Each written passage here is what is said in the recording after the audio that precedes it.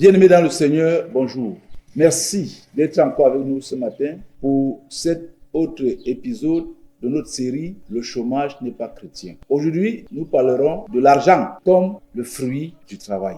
L'argent, comme je le dis souvent, c'est pas un gain. Gagner de l'argent, c'est comme s'il y a quelqu'un qui a perdu de l'argent. Parce que quand je dis je gagne de l'argent, c'est comme si en face de moi, il y a quelqu'un qui a perdu. Dans un match de football, il y a un gagnant, il y a un perdant. Mais je dis souvent, l'argent, c'est une récompense. C'est le fruit d'un travail. Que ce soit celui qui paye ou celui qui reçoit l'argent, les deux doivent être des gagnants. Les deux doivent être satisfaits. Les deux doivent bénéficier de quelque chose. Je bénéficie d'un service et toi tu bénéficies du fruit de ton travail qui m'a rendu ce service. L'argent doit être vu comme le fruit du travail et non un gain. Dans notre pays, beaucoup de gens parlent d'argent et les gens s'amusent à gagner de l'argent de la très mauvaise manière. Les vendeuses au marché, ils appuient leur boîte pour faire des gros bénéfices. Les employeurs profitent de l'ignorance ou de le niveau de vie ou de besoins de leurs employés pour leur donner des petits salaires. Les politiciens profitent de leur position pour utiliser l'argent qui pouvait servir à toute la population. Ce n'est pas ça que l'argent devrait être. On ne gagne pas l'argent, on doit le mériter. L'argent doit être le fruit du travail. Tu dois savoir ce que tu as fait pour recevoir l'argent que tu as. Le travail avant l'argent. Jamais l'argent sans le travail. Et puis jamais l'argent avant le travail. L'argent, c'est le fruit du travail.